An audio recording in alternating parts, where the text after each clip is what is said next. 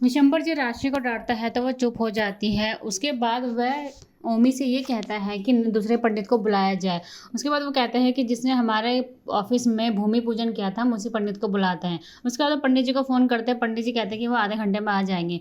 उसके बाद अक्षरा कहती है कि अब तो मेरी शादी में कोई प्रॉब्लम नहीं होगी ना, क्योंकि पहले से इतनी सारी प्रॉब्लम हो गई है। उसके बाद मेरी नाक लाल हो रही है, आँखें सूजी हुई है और बाल तो बहुत ही ज़्यादा ख़राब हो रहे हैं।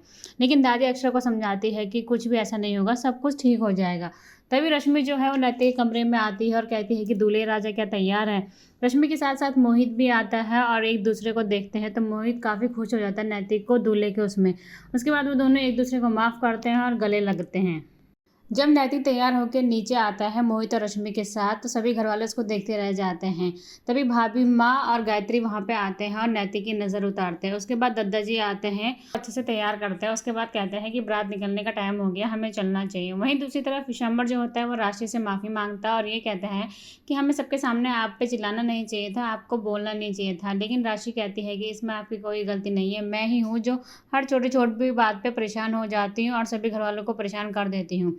तभी आवाज़ सुनाई देती है कि घर में चोरी हो गई है। राशि और विशंबर वहाँ पे आते हैं और नानी जो होती है वो धनिया पे चोरी का इल्ज़ाम लगा लेती है, क्योंकि किसी रिश्तेदार का झुमका चोरी हो जाता है। लेकिन राशि और विशंबर कहते हैं कि हमारे घर में ऐसा हो ही नहीं सकता। धनिया और भोला पे शक करना मतलब ये है कि हमारे घर के किसी सदस्य पर शक करना, और हम ऐसे बिल्कुल भी बर्दाश्त नहीं करेंगे। तभी वहाँ पे अक्षरा और वर्षा दोनों आ जाते हैं और वो ये कहते हैं कि जब आप धनिया पर शक कर सकती हैं नानी माँ, तो इसका मतलब चोरी मैं और वर्षा भी कर सकते हैं, क्योंकि हमने धनिया को हमेशा अपनी बड़ी बहन जैसा ही माना है। धनिया रोती हुई वहाँ से चली जाती है, लेकिन सभी घर वालों को समझ नहीं आता कि अब क्या करें, क्योंकि नानी कहती है कि वह धनिया की तलाशी लेगी। और विशंबर इस बात के लिए बिल्कुल भी राजी नहीं होता। वह कहता है कि तलाशी तो दूर की बात है, हम तो सोच भी नहीं सकते कि धनिया और भोला कभी चोरी कर सकते हैं।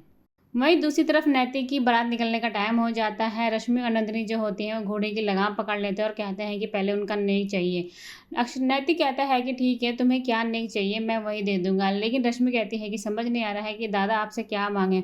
उसके बाद मोहित कहता है कि रश्मि को ये चाहिए कि उसके जो सारे कपड़े जो हो वो नए हो और वो बिल्कुल नया वार्डरोब हो। उसके बाद नैतिक कहता है कि ठीक है रश्मि, तुम्हें सारे नए कपड़े मिल जाएंगे। उसके बाद रश्मि कहती है कि ठीक है दादा। फिर उसके बाद नंदिनी की बारी आती है और वह नंदिनी से कहता है कि दीदी आपको क्या चाहिए। मोहित उसके कान में कुछ कहता है और उसके बाद नैतिक जो होता है वो नंदिनी से प्रॉमिस करता है कि वह उसको पूरी दुनिया घुमाएगा। नंदिनी ये सुन के काफ़ी खुश हो जाती है और उससे वादा लेती है।